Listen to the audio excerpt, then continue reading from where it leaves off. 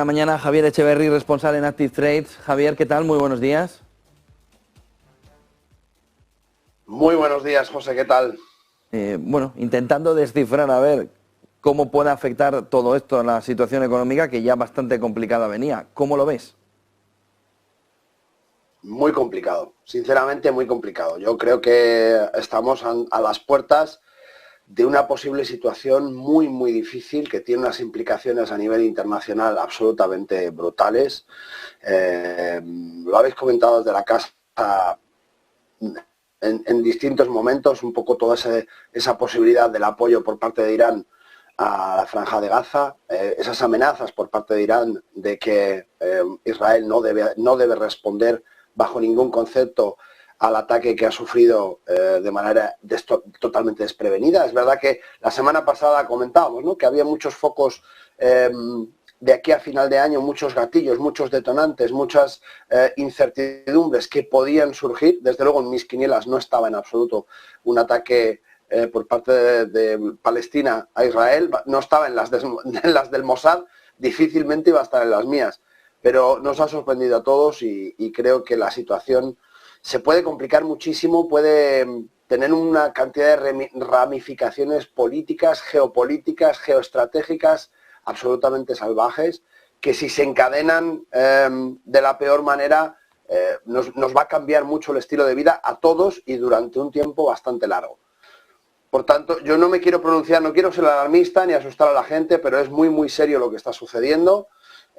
Hablamos de un ataque directamente de Israel a la Franja de Gaza. Estamos hablando ya de 300.000 soldados en la frontera, más 300.000 más que han sido llamados de la reserva, más el resto del ejército. Estamos hablando de un 30% de la población existente en la Franja de Gaza, que son 2 millones. Es decir, de cada 3 personas que vivan en Gaza hay un soldado israelí. Esto puede ser una situación verdaderamente dramática y ya sabemos que además la Unión Europea ha retirado o ha comenzado a hablar del retiro de los estímulos económicos. A mí me gustaría que la situación se tornase más en un asedio estilo medieval de cortar distintas vías de suministro para que se perdiera un poco que la opción, en vez de un ataque masivo con unas consecuencias absolutamente devastadoras para la Franja de Gaza, me gustaría más ver ese asedio, que entiendo que forzaría jamás a deponer las armas, incluso a disculparse o a dar un paso atrás, que lo que probablemente va a suceder, que es un ataque, yo lo digo en Netanyahu, es que ha sido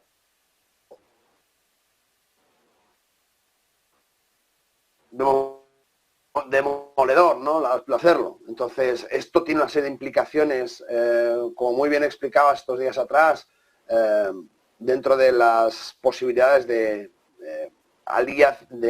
aliarse Irán con Gaza y de cerrar ese Golfo de Hormuz que controla entre el 25% de la producción mundial de crudo. Es que la cadena de situaciones, simplemente por lógica, podemos poner un contexto muy feo encima de la mesa. Entonces yo quiero ser un poco cauto y no levantar las campanas, porque a mí la situación actual me preocupa mucho. No es tan sencilla o no es tan poco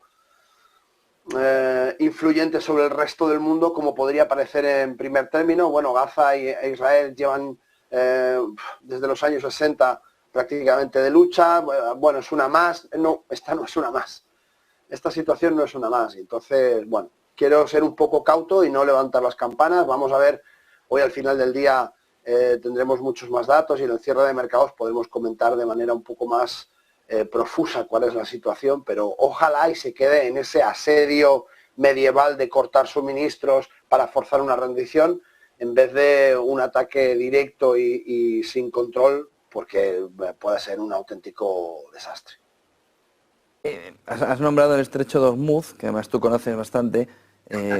¿Es la clave fundamental para que esto en lo económico se descarrile del todo, con un precio del petróleo que se pueda ir mucho más arriba? Somos conscientes que si el estrecho de Hormuz se paralizara, ahí un tercio del petróleo quedaría bloqueado, las cadenas de suministro quedarían completamente bloqueadas y el precio del petróleo es una broma tenerlo en 90, para lo que podría ser.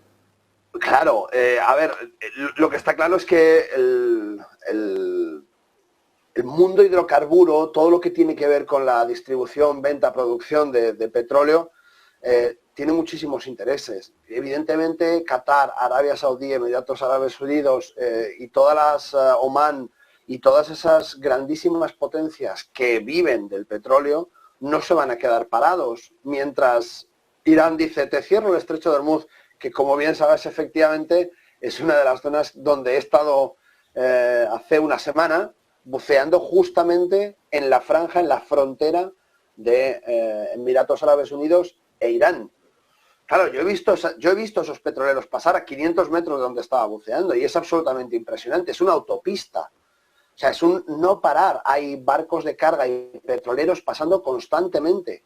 Y te hablo de que estando allí puedes divisar fácilmente 30, 40 petroleros o barcos en definitiva inmensos, que algunos son petroleros, algunos son cargos, es una autopista. Entonces, claro, cerrar eso significa restringir económicamente tan fuerte a países, como te decía, como Omán, como Qatar, Emiratos Árabes Unidos, Arabia Saudí, que tienen un gran poder, que desde luego no se van a quedar de manos cruzadas. Quiero decir, las implicaciones que puede tener esto son absolutamente brutales. Y por eso yo espero que en vez de un ataque frontal que le dé un poco la pista de salida a Irán y que diga, no me has hecho caso, pues ahora te cierro esto y ahora además nos ponemos en guerra contra ti, porque además yo me llevo muy bien con Rusia y entonces, claro, Estados Unidos tiene que estar del lado de Israel y por tanto Europa también tiene que estar del lado de Israel. Vemos si finalmente se cortan o no esos fondos que se han estado dando a Palestina un poco de manera humanitaria, porque lo que han tenido, el comportamiento que ha tenido Palestina ha sido absolutamente imperdonable. No se puede atacar un país así de manera unilateral y sin ningún sentido. Pues bueno, yo creo que geopolíticamente hablando la ensalada es absolutamente espectacular y puede afectar no solamente a los precios del petróleo, sino que puede afectar al encarnizamiento de muchísimas zonas y convertir el estado de bienestar que conocemos a día de hoy en Occidente en una cosa distinta. Y esto ya no estamos hablando simplemente de inflación. ¿Entiendes que el valor refugio en este entorno ahora ya sí es el oro? Claro, ahora ya sí estamos viendo, ¿no?, en pantalla ese rebote justamente en esta zona de resistencia, de soporte, perdón, de los 1814. Hemos visto cómo justamente se ha apoyado y de momento va a la siguiente zona de resistencia, que estaríamos hablando entre los 1889 y 1900. Esta franja básicamente es un rebote de miedo, es un rebote de los más ágiles traders que han dicho, bueno, desplacemos el capital porque no sabemos lo que va a pasar, y mientras que se sabe, vamos a un sitio seguro, que indefectiblemente es el oro, plata, platino. La situación se va a complicar muchísimo. Creo que lo que está garantizado y donde tenemos clarísimo qué es lo que va a suceder es que va a aumentar la volatilidad de ese VIX de 12, 13, 18 que hemos visto estos días atrás. Creo que lo vamos a empezar a ver mucho más cerca de los 40, 50. Sea como sea el escenario, porque lo que sí que está garantizado es la volatilidad. Esto está por descontado. Recordemos que economía y mercados financieros, aunque son primos hermanos, no van de la mano habitualmente. Uno reacciona mucho más rápido que el otro. En los mercados financieros tardan muchísimo menos en asumir lo que va a suceder mañana que la economía, que sin embargo tiene unos efectos mucho más retrasados, mucho más profundos y que afectan de manera más directa a cada uno de sus ciudadanos, ¿no?, dependiendo del sitio donde sea, geográficamente hablando. Por tanto, te digo, no quiero ser alarmista, me está costando mucho no ser alarmista, pero es que realmente la situación es muy preocupante. Aún así, ¿cómo valoras que el mercado ayer viviera una jornada alcista clara? Pues bueno, en principio de esta manera, ¿no? Estamos viendo volatilidad, estamos viendo que las cosas empiezan a moverse y que sobre todo que el capital se mueve, ¿no? Hemos visto esas jornadas bajistas. Ahora mismo ha habido un rebote en las principales bolsas y bueno, yo lo considero más ese rebote de las jornadas anteriores que otra cosa, porque realmente que esta situación estalle a las compañías que se dedican en Wall Street a trabajar, a salir adelante, en principio y de manera directa o inmediata, no les afecta. Les va a afectar mucho más la presentación de resultados de fin de mes, por ejemplo, que tiene mucho más que ver con el movimiento, porque va a tener mucho más que ver con el beneficio que cada uno de esos inversores de esas compañías se van a llevar al bolsillito. Los mercados financieros reaccionan en el día a día, no reaccionan a lo que va a pasar dentro de 3 semanas. Dentro de 3 semanas reaccionarán a lo que pase en el mismo día, pero no van a reaccionar con antelación. Podemos empezar a ver dentro de los bonos, dentro de la renta fija, que sí que tiene esa durabilidad, esa duración más larga dentro de los bonistas y dentro de los inversores que trabajan en renta fija, cómo sí que puede haber esa variación o puede haber una tendencia quizá más interesante o más fácil de ver. Podemos ver cómo los bonos se van. Aquí tenemos un gráfico de los principales bonos. Tenemos el bono a 1 año, el bono a 2, a 20, a 30, a 10, a 5 años y estamos viendo las cotizaciones de todos ellos. Dentro de este gráfico sí que podemos ver un poco más, de manera un poco más soslayada, cómo se van moviendo los bonos, ¿no? Ahora mismo solamente tenemos por encima del 5 el bono a 1 año, que ya está bien tenerlo por encima del 5, el bono a 1 año en Estados Unidos. Esto nos habla claramente de que ese yield, ese retorno de ese bono, nos habla de la inestabilidad que tenemos por delante. Es decir, si te dan mucho dinero a 1 año, más que a 2, más que a 3, más que a 10, quiere decir en definitiva que la inestabilidad que se prevé para estos días, para este año que viene, es mucho más alta.